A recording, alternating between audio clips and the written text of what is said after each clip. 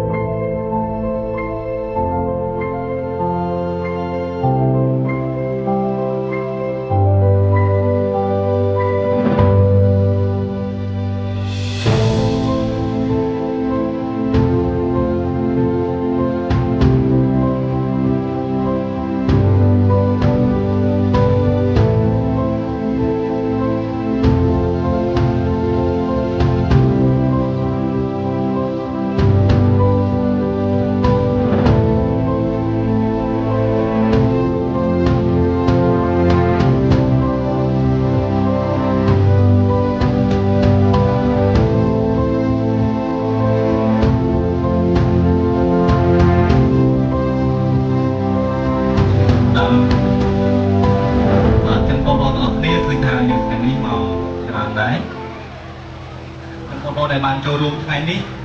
ផ្ទះដៃអបអរខ្លួនឯងមើលកូនផ្ទះដៃរបស់គ្នាបាទផ្ទះដៃអបអរខ្លួនឯងមួយផ្ទះដៃទី2ផ្ទះដៃអបអរដល់ខាងនេះខ្ញុំមកជាគណៈគ្រប់គ្រងនៃសាលាចំណេះទូទៅ SPC ខ្ញុំសូមរាយការណ៍អំពីវឌ្ឍនភាពនិងភាពរីកចម្រើនរបស់សាលាចំណេះទៅ SPC ដោយមេដាបេដាក៏ដូចជាអ្នកអាណាព្យាបាលទាំងអស់ដែលបានបញ្ជូនកូនសិក្សានៅទីនេះបាននឹងស្រាប់ហើយថាសាលាចំណេះទូទៅ SPC បានបង្កើតឡើងតាំងពីឆ្នាំ2012ថ្ងៃទី12ខែ12ឆ្នាំ2012អញ្ចឹងរហូតមកដល់ពេលនេះគឺយើងបានដំណើរការរយៈពេល11ឆ្នាំកន្លងមកហើយទៅលើវិស័យអប់រំហើយក៏បានពង្រីកខ្លួនទៅតាមតំបន់ផ្សេងៗទៀតចំនួនសរុបទាំងអស់8សាខា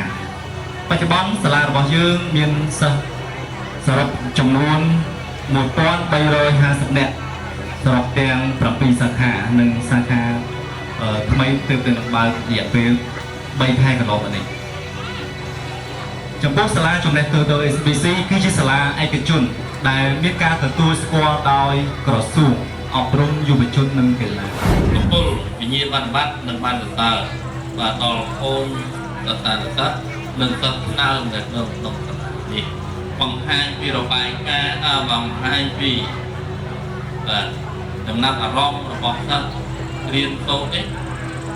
អញ្ចឹងយើងមានមើលភាសាមានខ្មែរមានចិនមានអង់គ្លេសបាទអញ្ចឹងជាចំណុចនេះហើយដែលជាចំណុចដែលសំខាន់ព្រោះមនុស្សយើងបច្ចុប្បន្ននេះវារស់នៅក្នុង